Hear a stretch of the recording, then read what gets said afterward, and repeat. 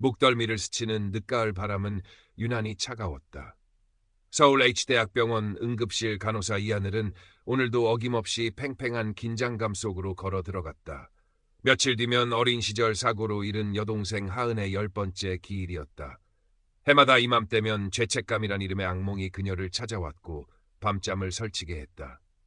하지만 하늘은 애써 아무렇지 않은 척 더욱 완벽하게 자신을 몰아붙이며 일을 처리했다. 그런 그녀의 모습은 동료들에게 유능하지만 다가가기 어려운 사람이라는 인상을 주곤 했다. 응급실 선배 의사인 박서준은 하늘의 위태로운 눈빛에서 과거 자신의 모습을 보는 듯해 마음이 쓰였지만 섣불리 말을 건네지는 못했다. 그는 다만 묵묵히 하늘이 내는 오더를 확인하고 그녀의 동선을 예의주시할 뿐이었다. 후배 간호사 김민지는 하늘의 프로페셔널한 모습에 존경심을 느끼면서도 얼음장같이 차가운 그녀의 태도에 주눅이 들곤 했다. 기일 전날 밤 하늘은 어김없이 하은이 나오는 악몽을 꾸었다. 빗소리가 거세던 여름날 자신의 손을 놓치고 검붉은 강물 속으로 사라지던 동생의 마지막 모습. 언니. 그 절규가 생생하게 귓가를 맴돌았다. 식은땀에 젖어 잠에서 깬 하늘은 창밖으로 스며드는 새벽의 푸른빛을 망연히 바라보았다. 출근 준비를 하는 그녀의 어깨는 평소보다 더 무겁게 가라앉아 있었다. 그날따라 응급실은 유난히 분주했다. 복도까지 환자와 보호자들이 뒤엉켜 아수라장을 이루고 있었다.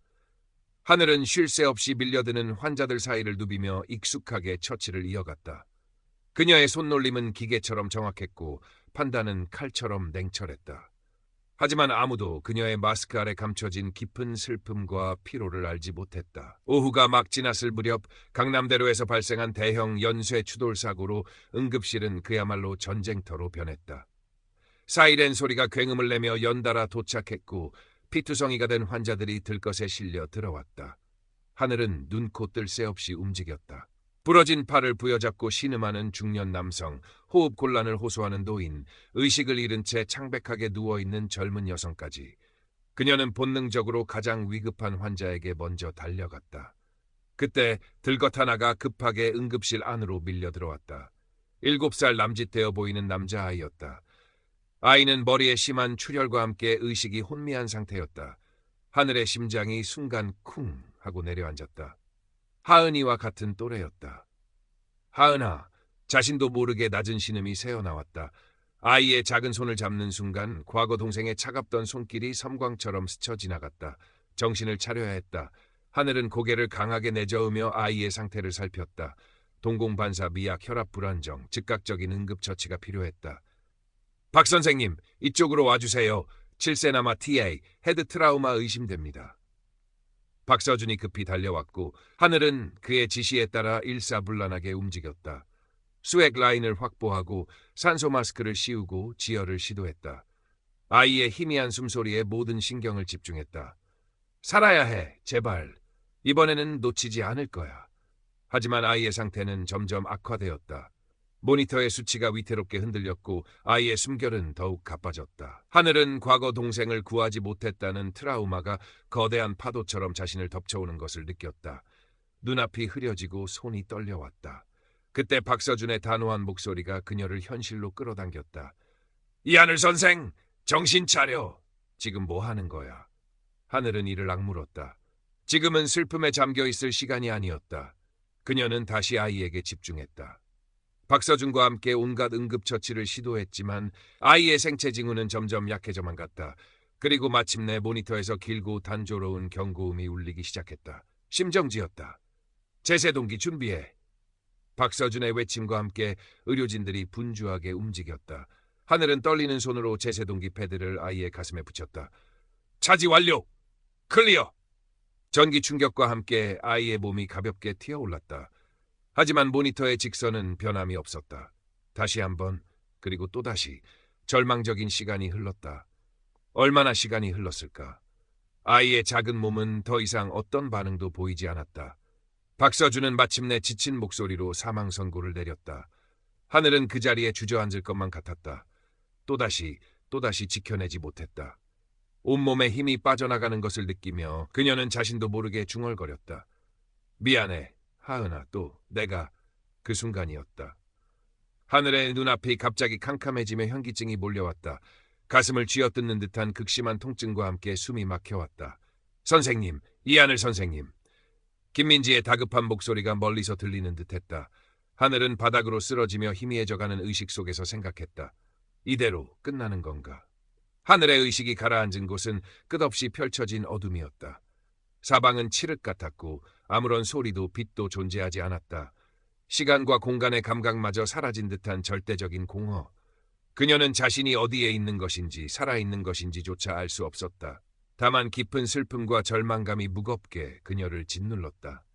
얼마나 그렇게 떠다녔을까? 문득 저 멀리서 희미한 빗줄기가 보이기 시작했다.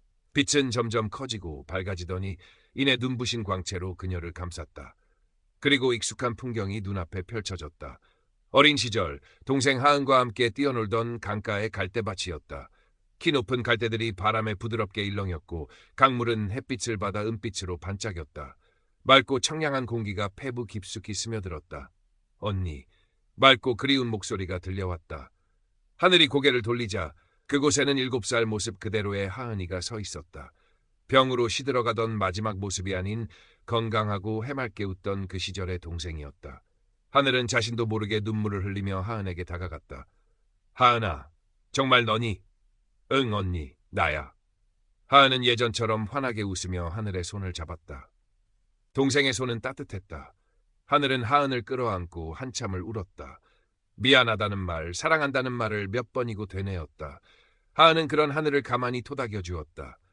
언니, 나 괜찮아. 정말 괜찮아. 그리고는 하늘을 이끌고 갈대밭 사이를 걸었다.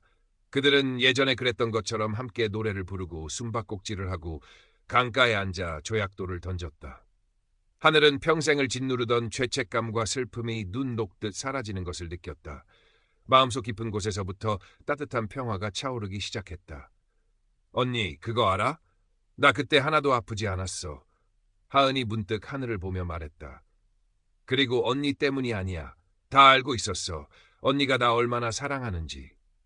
하늘은 하은의 말에 또다시 눈물을 흘렸지만 이번에는 슬픔이 아닌 감사의 눈물이었다. 오랜 시간 닫혀있던 마음의 문이 활짝 열리는 기분이었다. 현실에선 박서준과 김민지를 비롯한 응급실 의료진들이 하늘에게 필사적으로 심폐소생술을 시행하고 있었다. 모니터는 여전히 절망적인 직선을 그리고 있었지만 박서준은 포기하지 않았다. 돌아와, 이하늘, 아직 내 차례 아니야. 그의 목소리는 절박했다. 임사체험 속에서 하은과 하늘은 작은 풀밭에 나란히 누워 밤하늘을 바라보았다.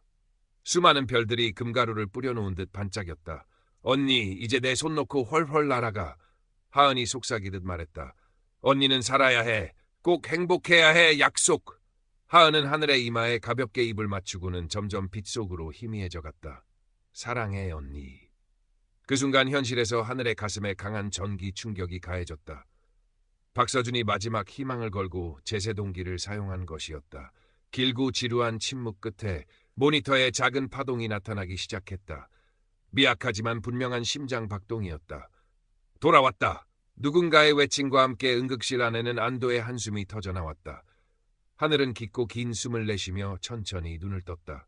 눈앞에는 눈물과 땀으로 범벅이 된 박서준과 김민지의 얼굴이 흐릿하게 보였다. 온몸은 납덩이처럼 무거웠지만 이상하게도 마음은 깃털처럼 가벼웠다. 창밖으로 스며드는 햇살이 유난히 따스하게 느껴졌다. 세상의 모든 색깔은 이전보다 훨씬 더 선명하고 아름다워 보였다. 그녀의 입가에 아주 희미한 미소가 떠올랐다. 하늘은 며칠간 중환자실에서 집중 치료를 받은 후 일반 병실로 옮겨졌다. 박서준은 이전의 까칠함은 온데간데 없이 매일같이 하늘의 병실을 찾아와 상태를 살폈고 때로는 어색한 농담을 건네기도 했다. 김민지는 하늘의 손을 잡고 그날 응급실에서의 긴박했던 상황과 자신들이 얼마나 걱정했는지 이야기하며 눈물을 글썽였다. 하늘은 그들의 진심 어린 걱정과 따뜻함에 깊은 감사를 느꼈다. 가장 큰 변화는 하늘 자신에게 일어났다. 악몽은 더 이상 그녀를 찾아오지 않았다. 마음을 짓누르던 죄책감과 슬픔은 하은과의 마지막 만남을 통해 눈 녹듯 사라졌고 그 자리에는 깊은 평온과 감사가 자리 잡았다. 세상을 보는 눈도 달라졌다. 이전에는 무심히 지나쳤던 작은 꽃 한 송이, 지저귀는 새소리, 사람들의 평범한 대화 속에서도 삶의 아름다움과 소중함을 발견하곤 했다. 퇴원 후 하늘은 가장 먼저 강원도에 있는 하은의 작은 무덤을 찾았다. 예전처럼 죄책감에 눌려 고개를 숙이는 대신 그녀는 환한 미소와 함께 동생이 좋아했던 작은 조약돌과 들꽃을 내려놓았다. 하은아, 언니 왔다. 이제 걱정하지 마. 언니, 아주 잘 지낼 거야. 그리고 고마워. 정말 많이 사랑해. 그녀는 한참 동안 동생의 무덤가에 앉아 따스한 햇살을 받으며 하은과의 추억을 떠올렸다. 마음은 더없이 평화로웠다. 얼마 후 하늘은 다시 응급실로 복귀했다. 동료들은 그녀의 밝아진 표정과 부드러워진 분위기에 놀라면서도 진심으로 그녀의 복귀를 환영했다.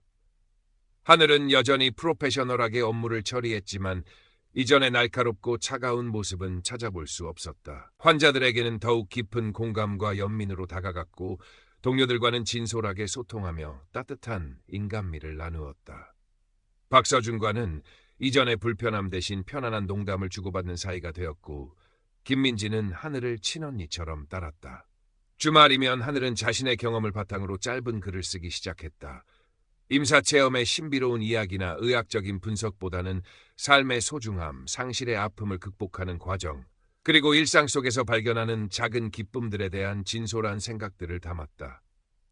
그녀의 글은 따뜻한 위로와 희망의 메시지가 되어 비슷한 아픔을 가진 사람들에게 잔잔한 울림을 주었다.